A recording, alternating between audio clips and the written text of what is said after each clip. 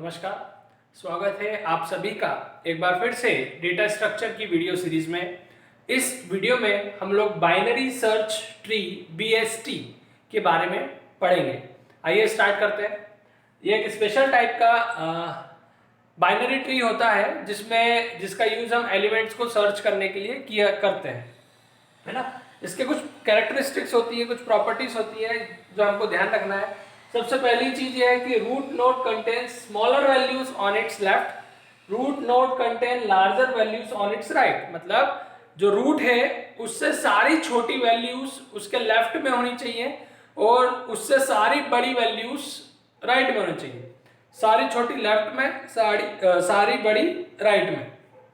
तीसरा पॉइंट ये है कि यही जो नियम है दो, वो सारे नोड द्वारा पालन किया जाना चाहिए। पहले तो हमने रूट की बात करी, तो रूट के अलावा जो बाकी के नोड हैं उनमें भी ये रूल्स फॉलो होना चाहिए। इसका मतलब हर नोड के लेफ्ट में छोटी वैल्यू और हर नोड के राइट में उससे बड़ी वैल्यू होना चाहिए।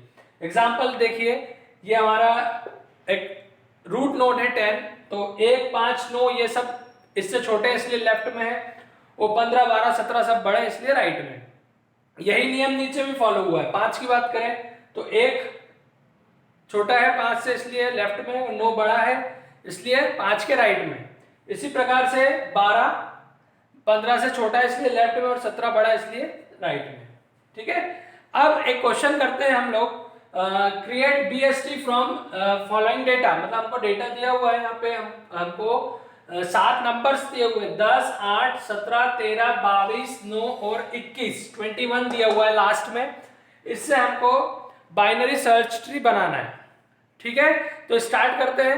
हम एक एक करके सीरियली सारी वैल्यूज लेंगे। हमने सबसे पहली वैल्यू ली 10, तो ये 10 हमारा क्या हो जाएगा, रूट नोड हो जाएगा। पहली स्टेप में हमने क्या करा, रूट को इंसर्ट कर रहे हैं, पहली वैल्यू ले रहे हैं, तो जो भी पहली वैल्यू होगी वो हमारी रूट हो जाएगी। जैसे यहाँ पे पहली वैल्यू 10 है तो 10 हमारा रूट हो गया।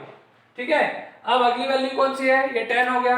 अगली वैल्यू है 8, तो 8 को हमको इंसर्ट करना है। तो अब देखिए, अब आपको एक दो चीजों पे ध्यान रखना है। आप सबसे पहले जो वैल्यू आ रही है उसको रूट से कंपेयर करेंगे। अगर रूट से छोटा है तो आपको लेफ्ट में उसको डाल देना है। अब लेफ्ट में डाल देना है तो डालते समय आपको यह देखना है कि लेफ्ट में ऑलरेडी कोई वैल्यू नहीं हो। अगर ऑलरेडी कोई वैल्यू है तो फिर उस वैल्यू से कंपेयर करेंगे। उससे अगर छोटी है तो फिर उसके लेफ्ट में, उससे बड़ी है तो उसके राइट में। इस तरह से ये प्रोसेस चलती जाएगी। ठीक इसी तरह से यदि हम कोई वैल्यू हमने ली है जो रूट से बड़ी है तो उसको राइट में डालेंगे, और राइट में डालते समय हमको ये देखना है कि वो नोड वहां कोई पहले से तो कोई नोड नहीं है। अगर नहीं है तो डाल देंगे, राइट चाइल्ड बना देंगे, और यदि पहले से कोई नोड है तो उस नोड से हम कंपेयर करेंगे। आइए देखते हैं। तो ये देखिए 8 छोटा है और 10 के लेफ्ट में जाएगा और लेफ्ट में और कोई नोड नहीं है, इसलिए ये 8 जो है वो रूट 10 का लेफ्ट चाइल्ड बन गया। ठीक है, ये दूसरा नंबर हो गया। तीसरा नंबर है हमारा 17, तो हम 17 को इंसर्ट करेंगे।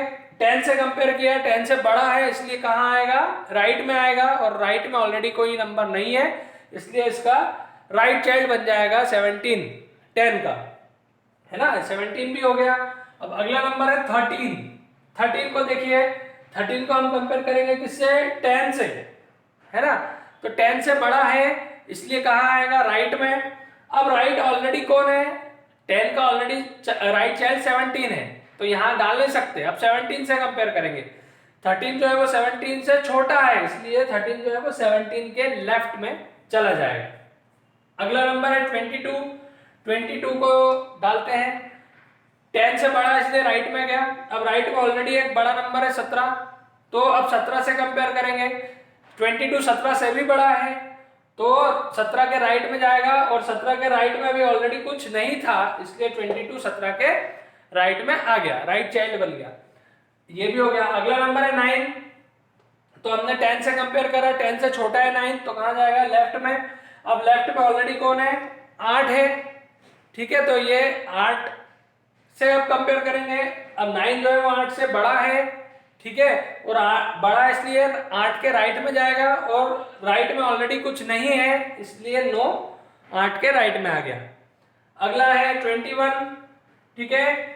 21 को स्टार्ट किया हमने, 10 से कंपेयर करेंगे तो 21 क्या है, राइट में आता है 10 के, है ना, राइट में आएगा, बड़ा है इसलिए, और यहाँ ऑलरेडी लेकिन 17 है इसलिए 17 से कंपेयर करेंगे।